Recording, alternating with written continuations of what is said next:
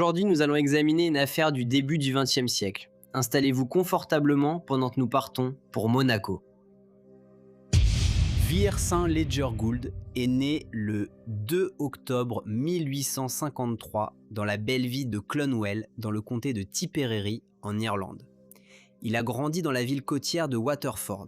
Il venait d'une famille relativement aristocratique. Son grand-père était baronnet et sa grand-mère était la fille du comte de Kenmare. Le père de Vir était magistrat dans le comté de Waterford, mais sa mère est décédée lorsqu'il avait 17 ans et cela l'a beaucoup affecté. Malgré la lignée distinguée de la famille, il n'était pas considéré comme riche, même si, enfant, la vie de Vir n'était pas particulièrement difficile. Il a reçu une bonne éducation et passé une grande partie de son temps libre à faire de la voile, chasser et monter à cheval. Lorsqu'il est devenu un jeune homme, on le voyait souvent en compagnie de personnes considérées comme appartenant à un cercle social bien plus élitiste. Un passe-temps qui était devenu populaire en Irlande auprès des classes supérieures et moyennes supérieures était le tennis. En 1877, le Fitzwilliam Lawn Tennis Club a été fondé. Et, en 1879, les premiers championnats irlandais de tennis ont eu lieu. Vir appréciait beaucoup ce sport et est devenu un très bon joueur. Le tennis était pour lui un moyen de rencontrer la haute société de Dublin. Et, en 1879, alors qu'il avait 25 ans, il participa au tout premier championnat national irlandais de tennis. Il était très en forme et athlétique et il était connu pour son revers puissant et sa grande domination au filet. Il a remporté le tournoi et est devenu le champion national irlandais. Suite à son succès, il s'est rendu en Angleterre pour participer au championnat de Wimbledon. Encore une fois, il a bien joué, ne perdant que 2 sets en route vers la finale. La finale était considérée comme un grand événement et a eu lieu le 15 juillet devant une grande foule. Il y avait beaucoup d'attentes avant le match car les deux joueurs jouaient bien et tout le monde s'attendait à un match serré. Vir, cependant, a perdu contre le révérend John Hartley, qui est le seul vicaire à avoir jamais remporté les championnats de Wimbledon. Mais il n'a pas simplement perdu, il a perdu de manière assez décevante, 3-7-0. Après la défaite, des rumeurs ont émergé selon lesquelles Vir, qui était désormais une petite célébrité parmi ceux qui suivaient le tennis, avait passé la nuit précédant la finale à boire dans les pubs de Londres et était arrivé à la finale en souffrant d'une terrible gueule de bois, ce qui signifiait qu'il était incapable de jouer à un niveau proche de son meilleur. C'était aussi l'année où son père est décédé. Il est retourné en Irlande et a continué à jouer au tennis. En 1880, il a de nouveau atteint la finale des championnats irlandais de tennis, mais cette fois, il a perdu le titre face à un gentleman nommé William Renshaw, qui a ensuite remporté 7 fois les championnats de Wimbledon. Sa renommée dans le tennis signifie qu'il serait invité à des événements sociaux prestigieux, mais il a commencé à boire et à jouer. Ce mode de vie a rapidement commencé à avoir un effet néfaste sur ses ambitions tennistiques. Et sa carrière prometteuse s'est terminée en 1883. Lorsque, après quelques défaites, il a décidé qu'il était temps d'arrêter de jouer et a plutôt essayé de gagner sa vie à Londres. Cependant, la vie n'était guère différente pour lui là-bas. Il a continué à boire et à jouer et son mode de vie a continué à se dégrader peu à peu. Il a alors rencontré par hasard une femme nommée Marie Giraudin. Elle possédait une boutique de couturière dans le quartier chic de Bayswater. Elle était plus jeune que Vir, étant née en France en 1860. Elle était la fille d'un quincaillier et travaillait dans la confection depuis son plus jeune âge. Elle avait la réputation d'être très douée dans son métier. Pendant qu'elle était en France, elle s'était mariée. Cependant, ses parents n'avaient pas beaucoup apprécié son choix de mari. Leurs inquiétudes se sont avérées justifiées, car une semaine seulement après le mariage, il l'a quittée. Se sentant honteuse, Marie s'est rendue à Genève, en Suisse, où elle a travaillé dans un atelier de couture. Elle s'est ensuite rendue à Londres et lorsqu'elle a appris que son mari était décédé, elle a épousé un capitaine de l'armée britannique, mais il est également mort, la laissant veuve pour la 2e fois. Bien qu'elle fût une excellente couturière, elle n'était pas une très bonne femme d'affaires et sa boutique n'a jamais vraiment eu de succès. Marie et Vir se sont rapidement entendus. Il avait visité la boutique que parce qu'on lui avait demandé de régler une facture pour un parent, mais Marie lui a accordé une attention particulière. Le bel homme, issu d'une petite famille aristocratique, lui plaisait et ils commencèrent à se fréquenter. En 1891, Vir St. Ledger Gould et Marie Giraudin se sont mariés. Ils ont continué à vivre à Londres, mais leur amour pour les belles choses de la vie a rapidement mis leurs finances dans un état très précaire. Ils étaient en retard sur leur loyer et avaient vendu tous leurs meubles. N'ayant guère d'autre choix, ils ont décidé de quitter la ville et se sont rendus à Montréal, au Canada. C'était un nouveau départ pour eux. Ils disaient aux gens qu'ils étaient Sir et Lady Gould. Marie a ouvert un atelier de couture, et même si c'était un métier qu'elle connaissait bien, il semblait que le couple n'avait rien appris de ses expériences passées, et a rapidement recommencé à vivre au-dessus de ses moyens. Ils dépensaient sans compter, dînaient dans les restaurants les plus chers, et virent, buvaient et jouaient. Ils n'ont pas pu maintenir ce train de vie très longtemps, et une fois de plus, ont fini par pousser leurs créanciers à bout. C'était pas une surprise lorsque Vir annonça qu'il devait quitter Montréal pendant un certain temps pour retourner en Irlande. Il disait qu'un membre de sa famille était décédé. Le couple passa ensuite les 2 années suivantes entre le Canada et l'Angleterre, avant de finalement s'installer à Liverpool, où ils arrivèrent en 1903. Là, ils ont ouvert une blanchisserie, mais ont continué à faire semblant d'appartenir à la haute société et disaient à toute personne qui s'enquérait qu'on devait les appeler Sir Vir et Lady Gould. Le couple continuait à essayer de mener un style de vie plus associé à l'aristocratie, mais en agissant ainsi, ils continuaient à s'endetter. Ils ont essayé de trouver un moyen de faire fortune rapidement, mais rien ne semblait fonctionner. Finalement, Marie eut l'idée qu'ils devraient aller à Monaco. Car elle pensait avoir trouvé un système, ce qui voudrait dire qu'ils pourraient gagner de grosses sommes d'argent aux tables de jeu de Monte-Carlo. Donc, à l'été 1907, ils partirent pour la petite principauté, située sur un escarpement proéminent à la base des Alpes-Maritimes, le long de la Côte d'Azur. Ils continuaient à se faire appeler Sir Vir et Lady Gould. Ils louèrent le 4e étage d'une villa spacieuse et se mêlèrent aux nombreuses personnes de la haute société qui passaient l'été à Monaco. Ils avaient toujours été très doués pour jouer la comédie. Vir racontait aux nombreuses dames et messieurs qu'il rencontrait que le titre lui était revenu lorsque son frère aîné était décédé dans un tragique accident de course hippique. Sans surprise, ce n'était pas vraiment vrai, car son frère, Sir Stephen James Gould, était bel et bien vivant. Mais il avait abandonné le titre car il avait déménagé en Australie et travaillé sur le chemin de fer, et il ne voulait pas que ses collègues sachent qu'il venait d'une famille noble. Beaucoup de gens ont rencontré Vir et Marie dans la petite principauté, mais personne ne semblait douter qu'ils étaient bien ceux qu'ils prétendaient être, et le couple veillait toujours à être courtois, poli et bien habillé. Tout au long de leur séjour, ils étaient accompagnés de la nièce de Madame Gould, une très jolie jeune femme nommée Isabelle. On la voyait toujours sortir avec eux, et sa beauté attirait assurément l'attention des jeunes hommes, donc beaucoup étaient très désireux de faire sa connaissance.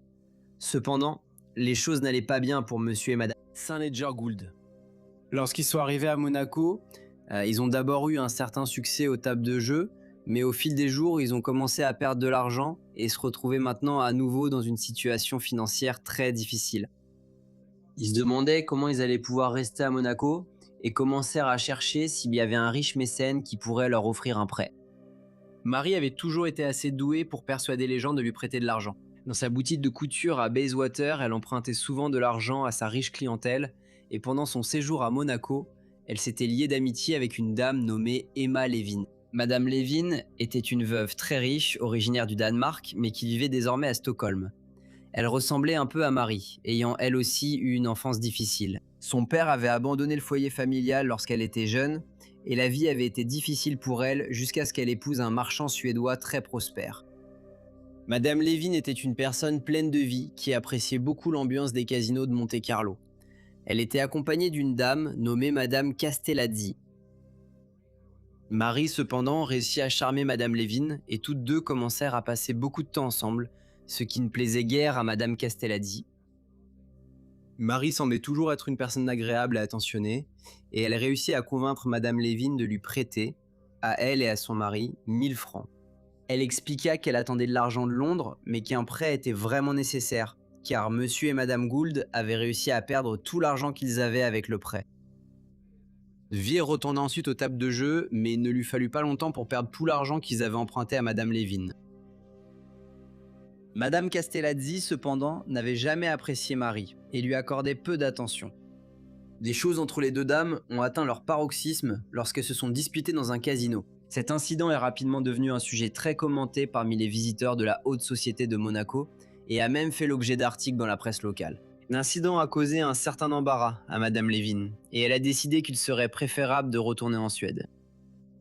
Avant de partir, cependant, elle tenait à récupérer les 1000 francs qu'elle avait prêtés à Sir et Lady Gould. Ainsi, le 4 août 1907, elle s'est rendue à la villa louée par le couple. 5 jours plus tard, le 9 août, les Gould sont arrivés à la gare de Marseille sur leur trajet de retour à Londres. Ils ont demandé à ce que leur grande malle soit placée dans le service de consigne de la gare pendant qu'ils allaient manger dans un hôtel local. L'un des porteurs a remarqué que du sang en coulait. Le porteur avait vu beaucoup de choses depuis qu'il avait commencé à travailler à la gare, mais cela l'a beaucoup inquiété. Il a demandé à un monsieur pourquoi du sang coulait de la malle. Monsieur Gould a répondu qu'il transportait des poulets morts. Le personnel de la gare ne semblait pas satisfait de cette réponse et a contacté la police.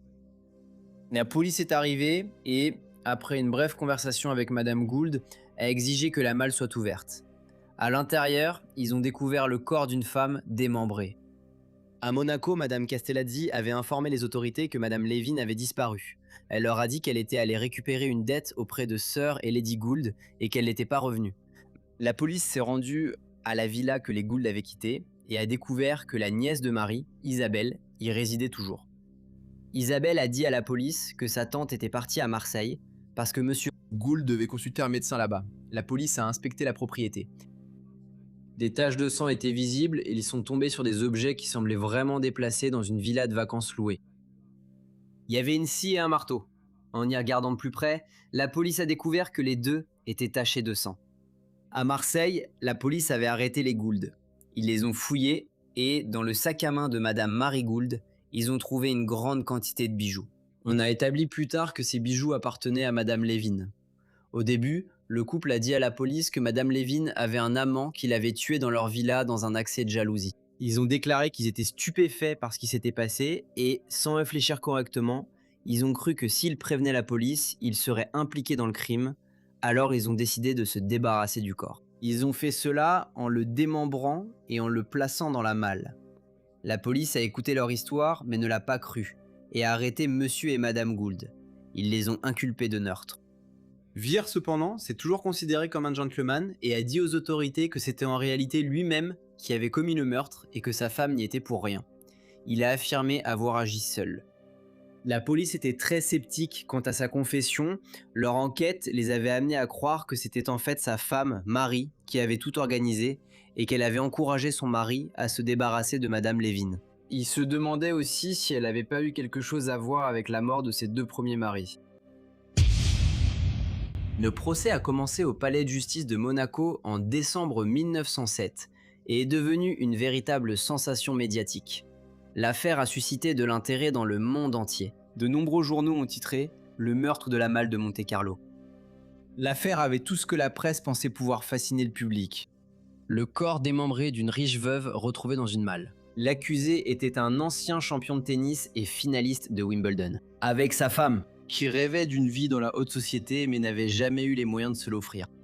Vere St. Ledger Gould a de nouveau essayé d'endosser l'entière responsabilité, ce que sa femme semblait heureuse de le laisser faire, mais les tribunaux et la presse n'en voulaient rien savoir. Marie sanglotait souvent pendant le procès et son comportement tout au long semblait assez exagéré. Apparemment submergée à certains moments et presque évanouie, il était évident que le public et la presse croyaient qu'elle était la tête pensante de toute l'affaire.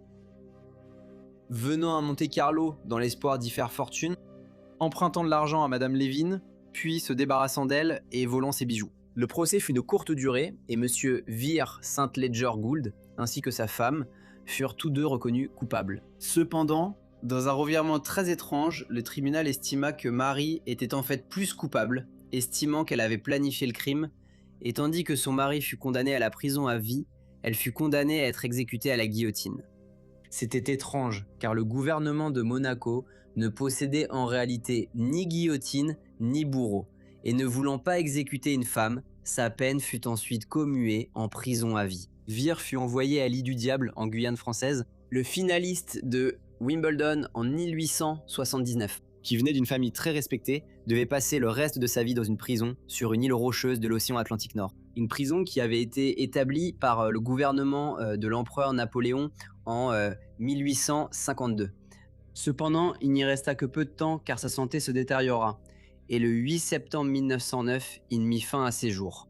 Il avait 55 ans. Marie fut envoyée à la prison de Montpellier, où, en 1914, elle attrapa la fièvre typhoïde et mourut.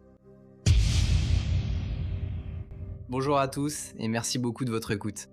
Comme vous le savez, j'accorde beaucoup d'importance à tous vos commentaires et retours, alors n'hésitez pas à en laisser si vous en avez, et j'espère vous retrouver tous lors de la prochaine affaire.